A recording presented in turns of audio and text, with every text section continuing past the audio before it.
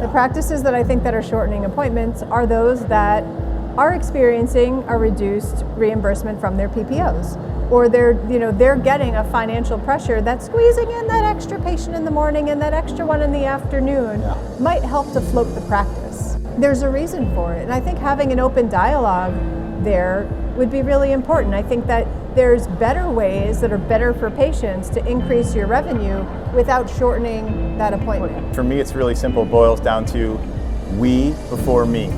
I owe you that.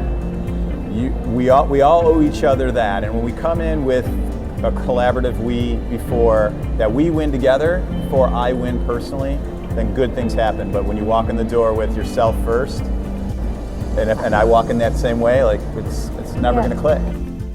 Yeah, this is a tale, oh yeah, a tale of two hygienists. So there might be only one, bringing the best of dental knowledge, and we do it all with ease. We cover oral health and screening, and preventing gum disease. We're gonna do a lot of learning, and have a little bit of fun working at the dentist.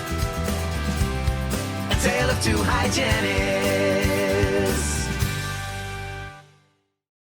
Welcome back, everyone, to another episode of A Tale of Two Hygienists, episode number 412. I'm your host, Andrew Johnston, and thank you so much for joining us today. You will not regret this one. Today is the first episode of the month, and you might remember what that means. It means it's a roundtable episode. And so on this episode, we have Misty Mattingly joining me again. And this time, we are also joined by Dr. David Rice and Dr. Pam Maragliano Muniz at the ADA SmileCon event up on the main stage for podcasters. And we were having a conversation about kind of the labor issues, the labor shortage, if you will, the pricing that's going on. And so they came up with a title for this that they also ran on their podcast called Hygienist, Friend or Foe. And so basically we're just having it out, like, whose fault is it that we're in this predicament, that we have this, labor shortage and these wage wars? It was pretty dang interesting. I think Misty and I really supported and represented the hygiene world well, but, maybe let us know. So it'll be a good one. You guys will really enjoy this one. One thing that has been on my mind a lot lately, in fact, it does keep coming back every, I think it depends on who I talk to, really, but probably every 6 months or so. And it's the idea of getting this patent or this invention for a dental instrument or a product. I have a lot of really great ideas kind of just running through my head all the time. Well, I think they're great ideas. They might be terrible ideas. But I guess the obstacle I always run into is I don't really have the pathway secured, right? So to get a lawyer, creating the prototype, figuring out the manufacturing part of it, investors or not investors, partners, not partners, all of those next steps, it's really daunting. I mean, I think the actual product itself, I have a good handle on, and I think I understand once it's manufactured, the marketing side of it and getting it into people's hands and things like that. That part really does make a lot of sense to me, but it's all the middle stuff. And so I reached out to Noelle Paschke. In fact, she's actually someone who I talked to probably at, some of the bigger dental meetings, probably every 6 months. Maybe that's why it's on my brain all the time. And we have these brief conversations. And it's been going on for several years. She always has great advice. She's really, really patient with me. So I reached out to her and I said, you know what would probably really help me? And this is a very selfish ask. And I'm using the podcast as kind of my medium to try and get all this stuff figured out for myself. But I said, it'd be really great if there is a dental hygienist out there who would like to know the pathway to get a patent or an invention kind of worked through this system, if you will. And can we just jump on a podcast and let's do that? And so this has been a long time coming. I'm really excited about this one. And so next week we talk about kind of like the beginning to end steps of patents and different steps that they had taken. She's joined by her husband, Rich, and it's an incredible process. It's very difficult, as you might imagine, but I think it's a really, really good episode. So make sure you come back next week for that one. And then the last thing before we throw to the interview or to the roundtable, it's December. And I think it was this time last year that we were talking about, or at least started kind of ramping up the conversation about RDH under one roof, because that's in July. and sometimes August of some years, but in July for last year, and it will be in July again for this year. And so here we go. We're going to start these conversations again, probably I don't want to say every other podcast, but every few podcasts. I'll try and give you guys some updates of if I hear anything interesting on these phone calls that we've been having about maybe some of the speakers or the location, I don't know, whatever I can think that's interesting. I'll be sure to share it with you all. But next year is going to be July 18th to 20th. So that's 2024 if you're listening to this in the future. RDH Under One Roof is going to be at the Gaylord Hotel in Denver, Colorado. Now, if you have never been to an RDH Under One Roof conference before, this is the year to make it happen. This is when you start. And I say start because, once you go once, you're going to go often. It's a really fun, really good education, lots of events, lots of networking. And for this year, Denver is absolutely beautiful in the summer, right? It doesn't get much better than that. So it'll be a really, really good location.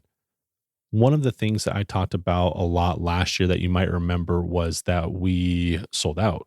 I think it was like in April that it sold out. So it was sold out really, really early.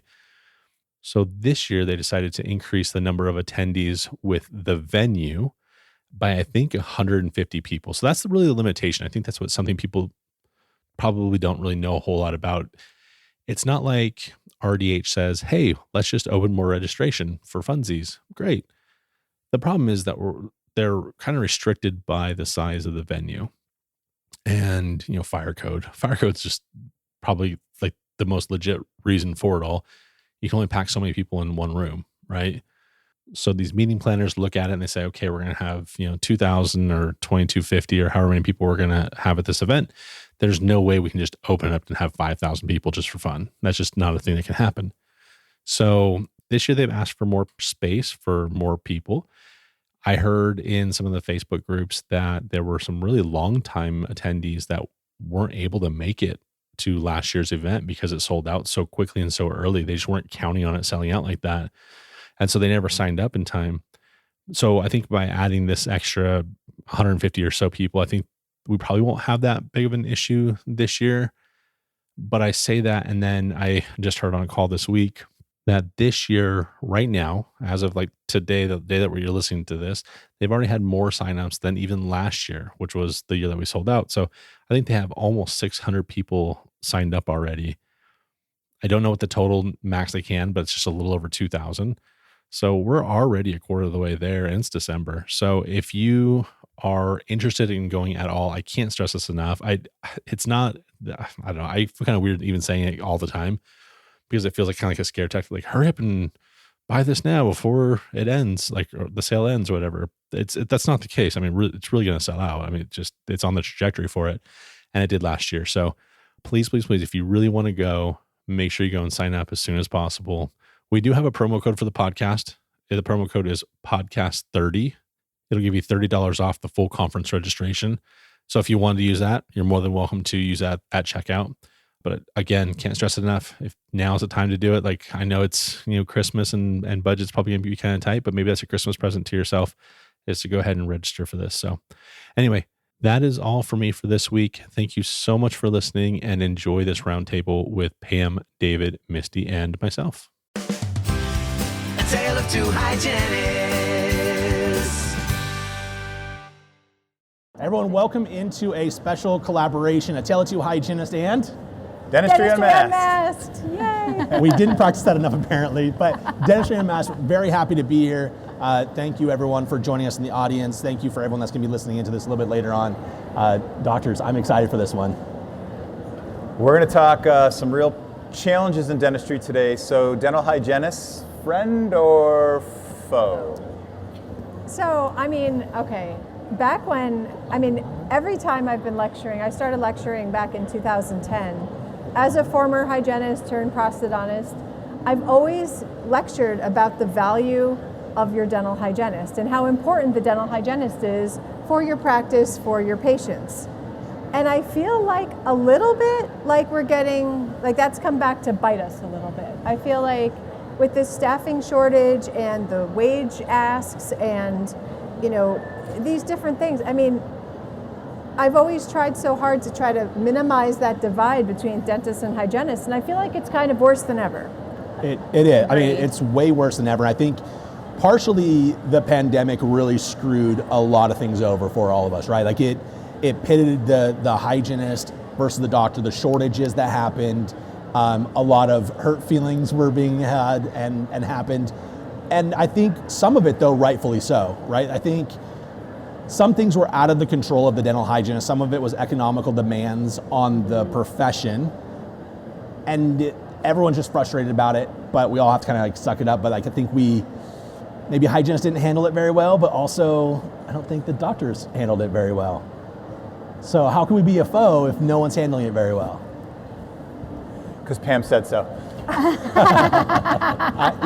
would agree with you. I think I don't think that the pandemic caused the problem. I think it just threw gas on the fire. Accelerated Agreed. it. Yeah, because for decades, and again, I'm going to unplug Pam and I from this because I think we feel differently than many dentists do. But I bet there's a bunch of practices out there for many, many years who didn't do all the things they could have done to set the table for great relationships. And some did a really great job and others didn't do a very good job. And I think that's true of life in general. Yeah. I don't know. Well, I mean, if we're going to be unplugging, I want to unplug too because I've had nothing but great doctors I've worked with. And so, but the thing is, as I think the representative of a hygienist here, we do see, whether it's like in our one-on-ones, right? Misty works for a large company.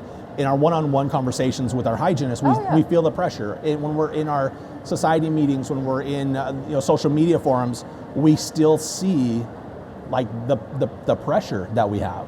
Well, and the burnout that's in the industry too, and I think that COVID did accelerate that as far as that burnout. And I think that, we've had this whole doctor hygiene, we have to at some point come together and be able to partner. But I do agree that some of the demands of the hygienists have kind of got a little up there. But also some of the demands that they're asking for are things that they should have had, like the, respect, to not link, I talk to hygienists often and, their appointments are being shortened or things like that. Because I did get it. We're all trying to also handle the patient load and then also the economics of the practice, right? And dental insurances have not helped us at all. And probably I think also is adding more fuel to the fire as well, right? Because reimbursements for, dentists have not gone up for procedures, and therefore salaries have. And not only salaries of hygienists, but also our auxiliary staff. So the whole overall business models are costing us more than ever before. But I think like some of the things that they've asked for is, to be able to have time to, because we keep putting more and more on them too, right? Like we were saying, we were talking about this earlier about the hygienists that we're asking them in an hour's appointment to take blood pressure, take medical history, do a caries risk assessment, probe, like we're giving them, take x-rays, all of that all in 1 hour. And so, but I think the wage issue is becoming a real problem because I think we're not partnering well with our doctors because we are hygienists in general. I've seen that. And it's causing, doctors are looking for a way to fix the problem, right? Legislators are looking for a way to fix the problem. I sit on the Board of Dentistry in Georgia, and we're having the same issue that every state is. And it's bringing forth legislation that scares us all, and we're all a little nervous about what's going to come. But at the same time, we have to figure out a solution. Sorry to cut you off, can we start off like with one of the hot topics and then like kind of move like, I want to finish with wages, because I think wages is like the ultimate gasoline on this fire, right? Sure. I want to talk what you just said, shortening the appointments. And as, you're not the representatives of the doctors, but you kind of are the representative of the doctors. Yeah. Why are we shortening appointments? Like, what is the logic behind that when we're asking the hygienist to do more? You want to start? Well, I guess if you're asking the hygienist, well, okay, maybe this is short-sighted. You guys can call me out on this if you want to, but the practices that want the hygienist to provide caries risk assessment, blood pressure screenings, HbA1c, bacterial testing, are not the practices that are shortening appointments.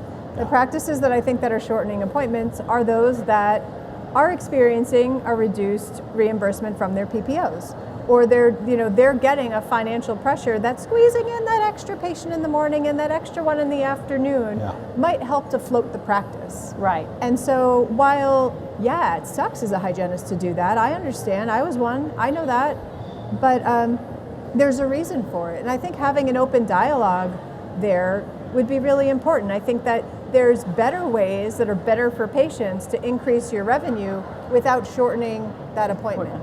But I think that that's a conversation that we need to have together. I mean, I think one of the easiest way to enhance your hygiene revenues, fluoride varnish. Oh, hands down. Varnish your patients. If you varnish your patients, I mean, to apply fluoride varnish on every patient, I mean, one application is like, on the most expensive varnish out there, one application costs the practice like $2, if that.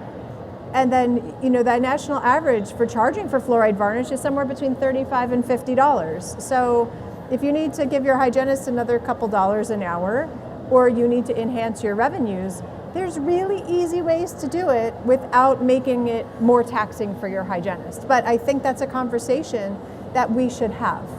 Well, that's why I like compensation models that really focus in on patient care, right? So, because oftentimes I think like hygienists don't do fluoride because it's like this additional thing, and it should be something that they should be doing. So if you incentivize them to have that conversation, to do that caries risk assessment, to be able to place fluoride in those patients, I think that would help, as well.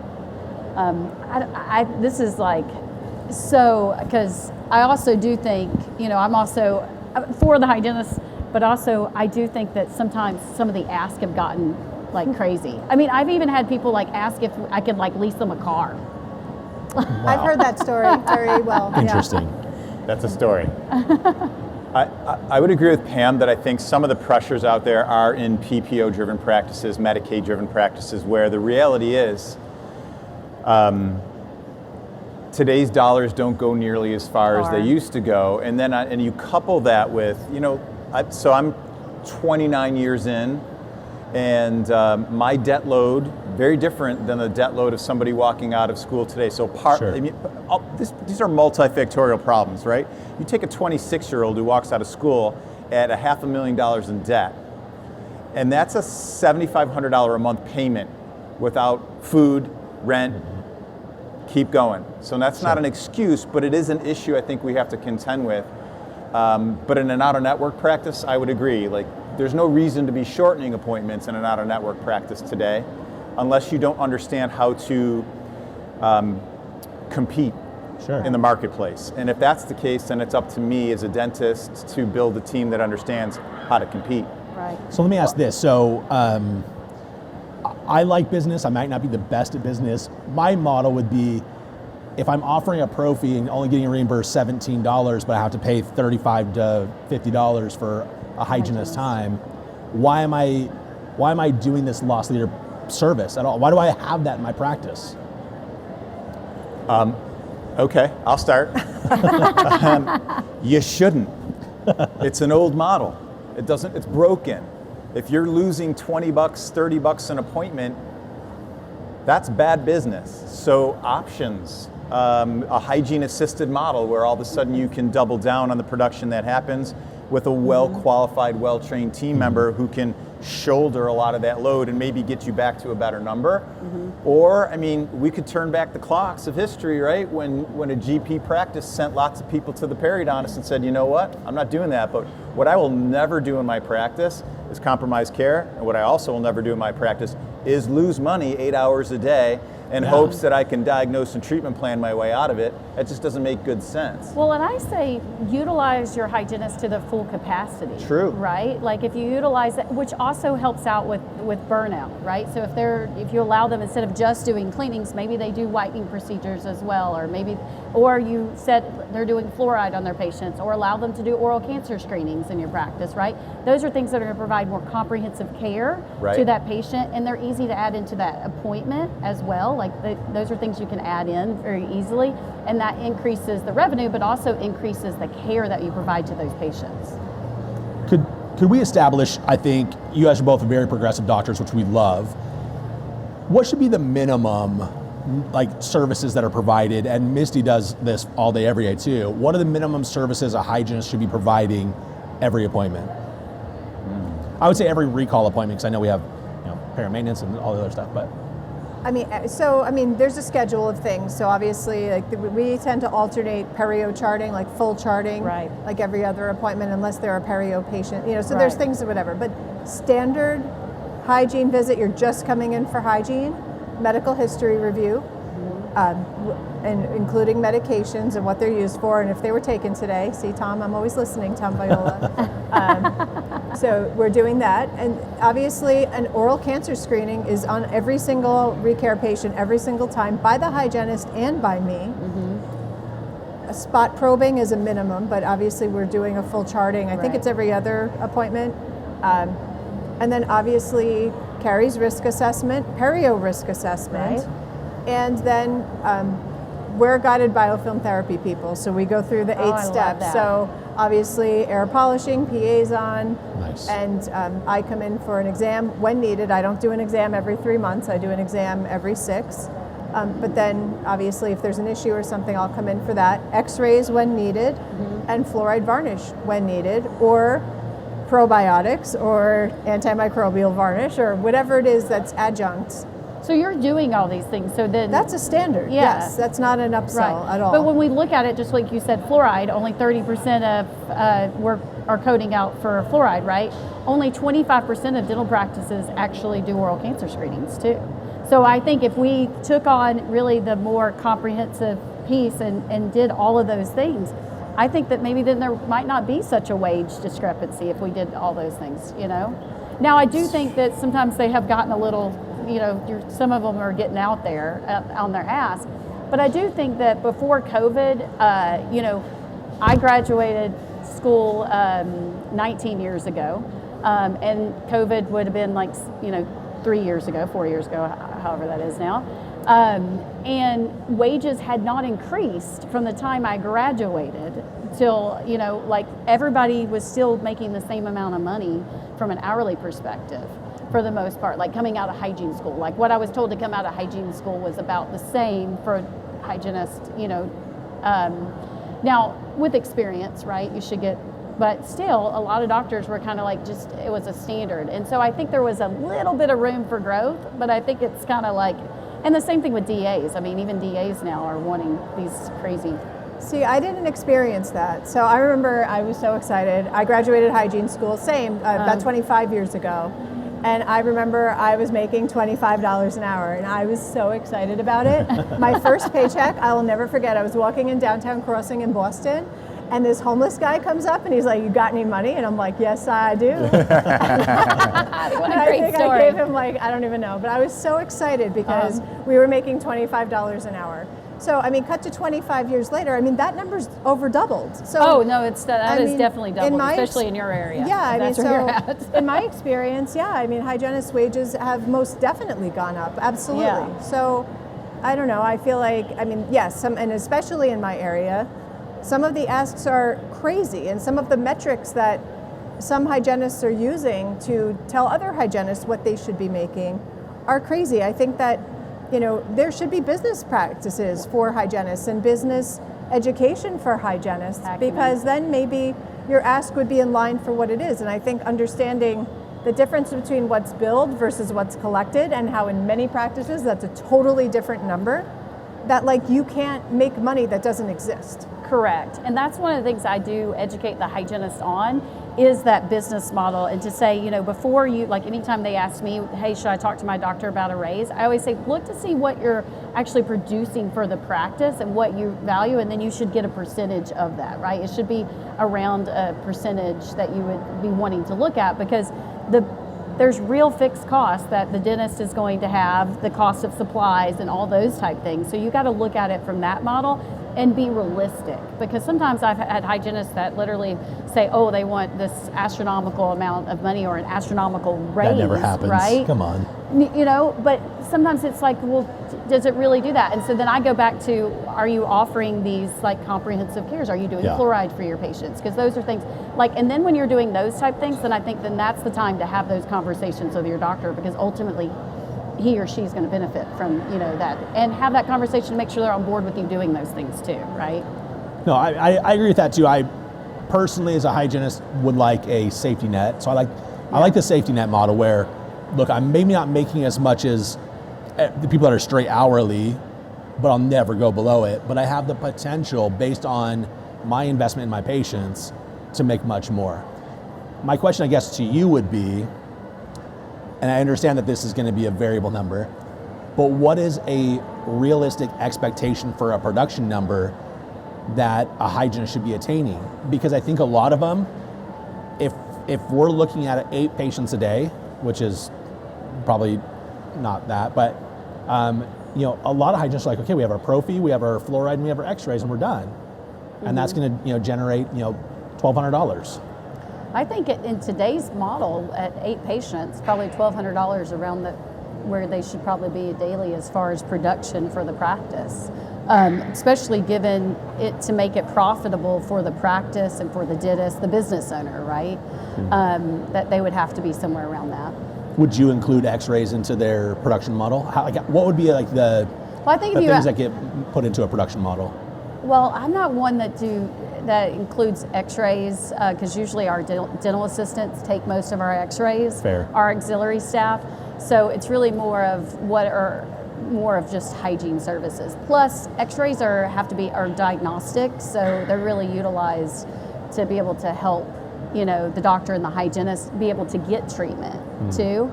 But the RDHs traditionally take those, so I don't compensate on x-rays. But I will say, you know, when I was in private practice, I was compensated on the x-rays. Yeah. I got a percentage of, you know, my total treatment for my patients. And I really valued that because it also I learned the business model too, right? I got to see, and it was also, I got to have that conversation with my doctor kind of monthly on how my department did. And I think that really was huge on my career and my success, because he taught me very early that value that I brought. And I never asked for a raise unless I really saw that it was there for me to even have, if that kind of makes sense, right? And I don't know, I definitely think our hygienists are friends, because I think that there's lots of things that they bring value to the patients. I mean, a lot of our patients just come in to see hygiene, right? They're a real driving force for patients, you know.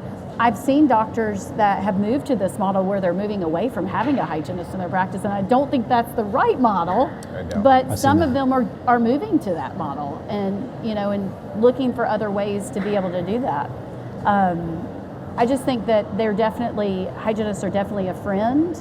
I think we have to do more, and I've said this for years and years, for dentists and hygienists to really build that bridge of communication. Because ultimately, everybody has the best, intentions, right? Like, I don't think anybody has bad intentions. Just like, I imagine they're asking for higher wages because things for them are more expensive. I mean, I think all of us today, I was talking with a friend recently about how for like groceries and everything. So I think that, you know, some of that, but we've got to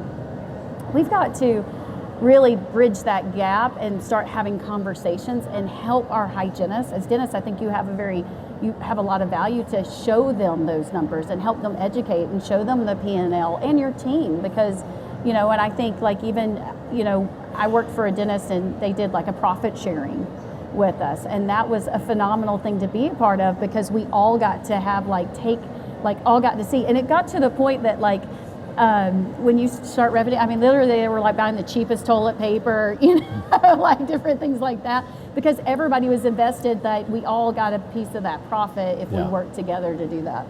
That makes a lot of sense. Can I play devil's advocate for 1 second here? Always. Yeah, absolutely. So, okay, one of my favorite contributors, I love you all contributors for dental economics, but one that's just like really special is Dr. Roger Levin. And he puts out a practice survey, a fee survey, a salary survey every year. And according to Roger, and I believe Tanya, Dental Post, everybody is making more money. Oh. Staff, hygienists, office managers, everybody. But guess who's making less money every year? The dentist. And why is that okay? It's not. Well, let's talk about I'm why not saying are they it's making not. less because they're taking their fees are high. Everything, their expenses are higher, their bottom line is higher, everything they're paying out to their team is higher, and the way that they're compensating for it's not like they're like, well, I've got higher expenses, so therefore I'm having a better year. Right. We're having like the same year, but all of a sudden our expenses are up. That money has to come from somewhere. Dentists are actually taking home less money now than they did years prior. So let me ask this, and I'm not trying to be like antagonistic, but I kind of am a little bit. So then why aren't you charging more then? Like if this whole economy is everything else is more expensive, then why aren't dental fees getting higher? Why aren't we fighting for better reimbursements? Why aren't we fighting for you guys to still have the same, we have the same, like everyone has the same, we're just up a bracket, all of us together? So, I mean, I guess that's one of the reasons why we all belong at an event like this, right? Because that comes, we all have to do our share, and we all have to be willing to fight the fight, but that is a bigger fight. Yeah. And there are things that are looming that probably shouldn't stay from this stage, but when dentistry becomes medicine, which is going to happen. It's going to happen. It's going to happen. Then that top end number, we have zero control over that number unless we are totally out of network and operate almost in a DDS VIP, like the MD VIP model. But when that happens, and it is happening, within probably the next 5 years, realistically, maybe 10 at the most, you're faced with a ceiling, and that's the new norm. But is there something we can do to improve? Because we know, like, the whole thing with dentistry is we've been so fearful of the medical model, right? Because of those reimbursements. We're like, sure. And we're trying to push that off. So is there a way that we could, like, have those conversations with the dental insurances and create something that maybe is a hybrid or something? Like, does it have to be exactly that? In my humble opinion, realistically, no. Okay, Listen, then let's be change makers. Money and Let's power do it. talks. At the end of the day, money and power talks. That's just a life truism. Now we're going to fight. Now, for me personally, what am I going to do? I'm going to stay out of network, charge whatever I want to charge, and realize that in any community, a 4-dentist practice that has 6,000 patients has more than enough work to do, and we'll build our brand. But if you said that is 10% of practices in the United States of America and 90% are else, if you're in that 90% and you're listening or watching this right now, you better pick a side. You better get really great at volume, or you better get really great at boutique, because if you live in the middle, you're dead in the water. And I'm sorry to say that, but that is the truth. Yeah.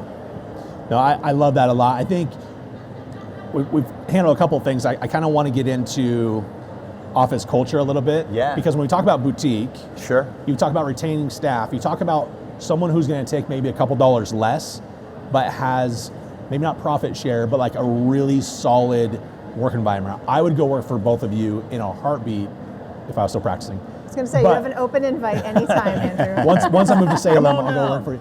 But the thing is, I know that one, patient care is the most important, which aligns with my personal philosophies. Absolutely. 2, you're going to give me the tools I want.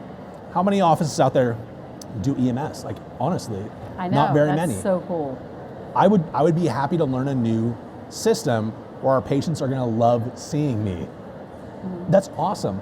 I would take less money to live in that kind of an environment. I think a lot of hygienists would, as long as they're still able to pay their bills. Yeah, absolutely. And the fact that you would get to use like cool equipment like that, right? Like a hygienist would be, I myself would be more willing to take a job where I had great supplies, good instruments, got to use technology versus, a practice that doesn't have that, right? I'd be more apt to. I think so. I think one thing that's really important for practice owners and for hygienists and for even assistants is to identify what your vision is and what your mission is and what your why is. And if your why doesn't align with the practice's why, then you're never going to fit. It's never going to work. There's no amount of money that's going to make you be comfortable in a practice that doesn't align with your value system. Absolutely. And so I think that we all have to take that time to dig deep and try to discover and share what that is. It's vulnerable, it's hard, it's not easy, but I mean, you're the culture guy. Tell us about, like, I mean, how do you do that and make sure that everybody on board is on board? I mean, for me, after you read my vision and my mission, if you weren't like nodding your head while you were reading it, you probably don't belong here. Yeah. Yeah, I think it's important for all of us to understand what drives every human behaviorally. Is it money? Do they want to look good in the community? Is it time? Is it trust? Do they want to just be comfortable? Do they want to be healthy and balanced? What drives everybody? And then when you have that vision and share that vision with people, and you pull that vision into their core values and what drives them, then you can start figuring out if a fit is there. And when a fit's there, amazing. And when a fit isn't there, I don't think it's bad at all. And if you look at our history, like we've turned over 2 team members in 29 years. Wow, that's impressive. So that's the frame of the story. But with that frame of the story, we're very much like, our ship's going here. We really want you to come with us. But if you want to go in the other direction, it's okay for us to be friends. It's just not okay for us to work together. Right. Like, we don't have to be mad. We could just move on. Yeah. But when, I don't know, and I think as an employee or an employer, like, that level of conviction works. And anything less is like, well, let me just go see what I want to do next, because they kind of care, but they don't care that much. Yeah. I think before we end, just for anyone that's in the audience, I want to give you an opportunity to ask the doctors questions, well, us too, I guess, but really the doctors questions too. So, but before we get there, let me ask one more question while you guys are thinking about it. You know, the whole friend or foe thing, I think overwhelmingly hygienists want to be best friends with their doctors. I can't tell you how much I love my doctors. Absolutely. There's obviously some things that we're doing incorrectly. We've established some of those. But thinking along like what you've seen in social media, what you've seen in your conversations with other doctors, what more can hygienists do to be a friend? And by friend, I mean like just a really good employee. Like, we don't have to really be friends, but not adversaries. I mean, I am friends with my hygienist. I'm obsessed with my hygienist. I love them, and I want them to stay with me forever. Honestly, I think it's a mutual respect. You know, I feel when I went to hygiene school, we were sort of taught it's us versus them, and like that was like bred into us. And then all of a sudden I became them, and I'm like, but I mean, what do you mean? Like, it doesn't have to be that way, and it does not have to be that way. It does not have to be that way. But I think it's a mutual respect, and I think that as a restorative dentist, I couldn't do it without a strong hygiene team. Like, like they're weaseled into everything I do. I mean, I have my hygienist, you know, before I start a treatment plan, I won't start a treatment plan if they're not periodontally healthy. And then throughout their treatment plan, before they're prepped, before, you know, while they're in temps, before final impressions, they're back in with the hygienist, even if it's not their 6-month recall. Like, no one's on a 6-month recall in my office. But it's like, you're coming in for an airflow procedure. I mean, so it's me and my hygienist partnering together to get that patient to the end point, and now they're in the hygienist's hands to maintain. And there's a mutual level of, you know, I need you to get my patients healthy, but you're looking at my restorations later. And, you know, we both have to raise our game for each other. And I think that we can and should. Yeah, and I want to hear what you guys have to say too. For me, it's really simple. It boils down to we before me. I owe you that. We all owe each other that. And when we come in with a collaborative we before, that we win together, before I win personally, then good things happen. But when you walk in the door with yourself first, and I walk in that same way, like, it's never going to click. I'm going to say it's that mutual respect, but also I think it's kind of what we were talking about earlier. We had a podcast. Like, we have to have ADA and ADHA have to come together, and I would love to see like this, like here at this event, this is really doctor focused, and the same thing at ADHA, it's all hygiene focused. Why couldn't there be dual together type of meeting that you would have ADA, ADHA, SmileCon with ADA and ADHA, and start bringing and bridging that gap, because we live in this silo worlds. And I think in order for us to really grow as clinicians, as oral healthcare providers, and to build that respect, it really does start with those organizations, because they're the ones that, you know, we're members of. And if we could really get those for us to really come together, and I really saw like lots of collaboration during COVID, and I really wanted that to continue. And then now we're all back to, okay, now I'm doing my thing and that thing. And so I really hope that this podcast, these conversations that we're having, people begin to think through that, because we've got to eliminate that divide, because we can't function without you and you can't function without us. Sure. Right? And our patients need us all. And instead of us doing these silo things, I think it's time that we all come together, and I think that will really change, and it's going to start with all of us making those changes. I think for me, I mean, obviously everything people have said already, but it's for me, it's a scope of practice thing. And just, I think it's because I come from where I come from with what I was doing restorative and all that. I don't want to be limited. When I had, and I've told this on a Tale 2 Hygienist podcast before, but when I moved to Florida and I got my local anesthesia, you guys know I've been doing local anesthesia for, more than a decade before then, hundreds of thousands of injections for all sorts of restorative and surgery procedures. And then to have a new grad doctor say, you're not allowed to do that really frustrated me. I'm like, I'm licensed to do this, and no offense, but I have way more experience than you do. I love your patient just as much as you love your patient. I want to be able to provide a service for that patient during our hygiene part. It wasn't even during, I wasn't trying to anesthetize for restorative.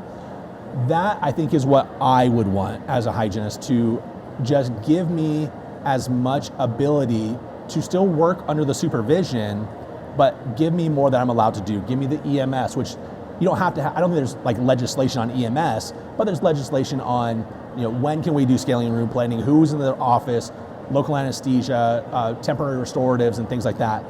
Whatever it is in my state, help me get there so I can better serve our collective patient, right? I mean, that's ultimately, I think, what we want. I love it. Yeah. And that's showing me respect. Yeah, That's that is trust. respect. Totally. That's trust. I That's love what that. we do want.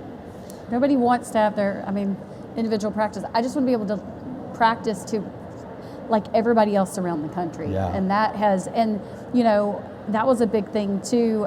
I've noticed, we have a shortage of hygienists in our state, and we just passed local anesthesia, and it's intriguing that there's more and more hygienists now, wanting to be licensed by credentials and are wanting to come in because they were working in other states that they could do that, and they would never even come into Georgia because of that. Just like you were offended by it, going to Florida. And so we want to be able to practice to our full. We want to be able to partner with our doctors. We want to be able to, bridge that gap, because I do think that whole dentist, what you talked about, you were taught in hygiene school, that was definitely there when we went to hygiene school. Yeah. I hope now that it's not continuing to be taught, because it's not how it should be. And unfortunately, that generation, it negatively impacted our profession, and it's time. And I'm really excited for the youth, because I don't think they see it that way. And I see now working on a board with younger doctors that see it differently. They're actually practicing in dental school with the hygienist more one-on-one. Yeah. So I hope we'll see that change. But like I said, it really does start with us, because now we're the leaders in this field, in this industry. And so it really does begin with us. Sure. Not to put anyone on the spot, there doesn't have to be any questions, so I want to put that as a caveat. Are there any questions from anybody in the audience before we wrap this up? Hello. All right. Now everybody can hear. Karaoke. Oh no, you don't want karaoke. As I would introduce myself in my state, I am the Kristalecki. So anyways, thank you for your time and the information and your... From what state? Washington State. Yes. Yeah, Thank he's you. your state. Is that your state? Oh yeah. Oh, okay. Originally. Sorry. So you already win, whatever it is. Okay. So demographics in Washington State, the FQHCs, which has dramatically expanded since Obamacare, cannot employ hygienists because of salaries. Their salary level is about 50% of what currently a hygienist can make in the state of Washington. So you have a population which is in most need of hygiene services. Right. Second demographic, in our state, we have over 1 million individuals either on Medicaid or seniors that don't have access to care because of financial issues. Before COVID, we had a workforce shortage, particularly in hygiene, and now both hygiene and dental hygiene. Should we be dramatically increasing the number or the class sizes of hygiene programs in our country? By the way, I did not see that twist coming. That's a great question. Yeah. I'll answer that. I think we do need to. Now, the U.S. News and World Report in 2016 put out a news article that actually talked about that hygienists were going to be that we're going to have a shortage come 2022, that we would have had a 8% shortage. Then we also lost hygienists because of COVID, so that intensified that. So I definitely think we need to incentivize more people to go to hygiene school. COVID also, and all the reports about dentistry and hygiene being like the most scariest position, and really did impact, because a lot of people are not entering into hygiene school. We're not having the same numbers go into hygiene school as we did. So I think that there were ways to promote that, to be able to incentivize them to go in and incentivize them to go work in safety net settings too. I think we need to do that both for doctors and hygienists in safety net settings, to incentivize them, with loan forgiveness, things like that. That would be really helpful. I do definitely think that we need to somehow see an increase in hygienists entering school, and that somehow in some way we need to incentivize them, and also incentivize them to go work in safety net settings, like in Washington where it's hard for you. Is there a way that, like a retirement, to have a retirement plan, which they're not going to get in like a private practice setting, right? Where they would have like a pension plan, right? Like pensions in my generation, we don't have them anymore, right? Like we're not going to have it, but I'm saying, like, to have something like that might encourage them to do that. Like, my mom worked for the state, and when I grew up, and one of the reasons why is because she had this phenomenal benefits and pension plan. She never made a lot of money, but now she's retired and she's gets to live a pretty comfortable life. So some way to incentivize them. But absolutely, I do think we should. To answer your question. And in fact, in our state, every hygiene program has a waiting list. So there's not an issue of individuals wanting to go. It's also educators. There's a shortage of educators. Well, I think we're doing okay in Washington. So I would like to answer the question just because I have like an alternative view on that. Because what you were all talking about is, yes, it would be great to have more hygienists out in the force. That's not going to reduce the demand of wage.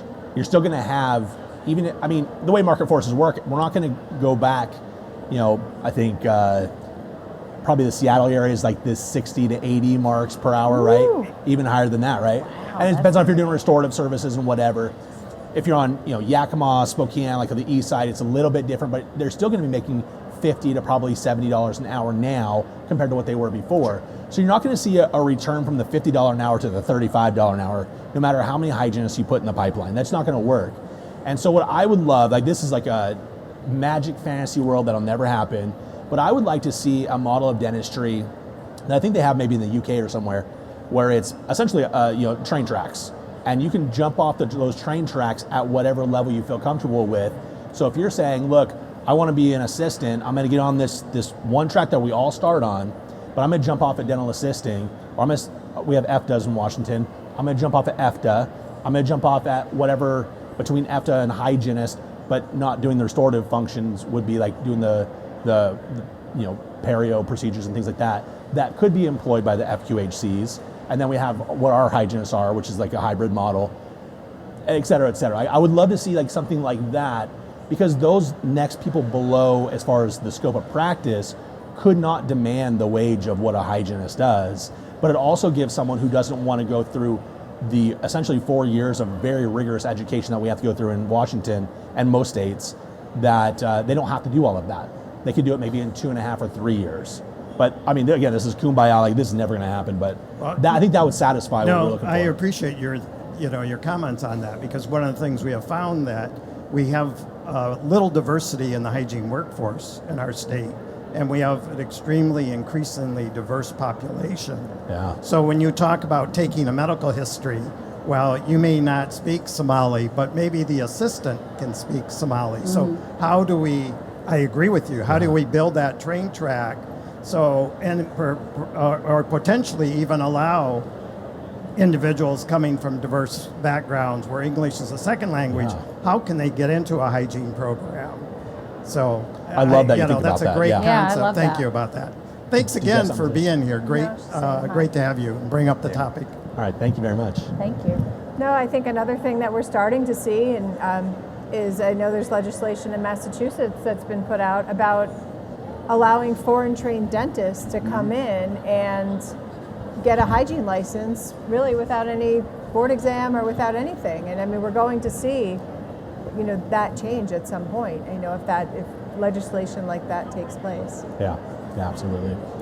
I think our time is past. If anyone wants to, talk to us, of course, we're here podcasting all day long.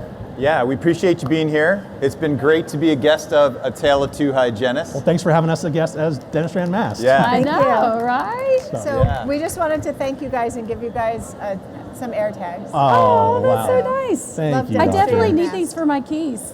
Excellent. Been a great. Thank you very Yeah, much. thank you, everybody. Thank you. Yeah, this is a tale, oh yeah, a tale of two hygienists. So there might be only one, bringing the best of dental knowledge, and we do it all with ease. We cover oral health and screening, and preventing gum disease. We're gonna do a lot of learning, and have a little bit of fun working at the dentist. A tale of two hygienists.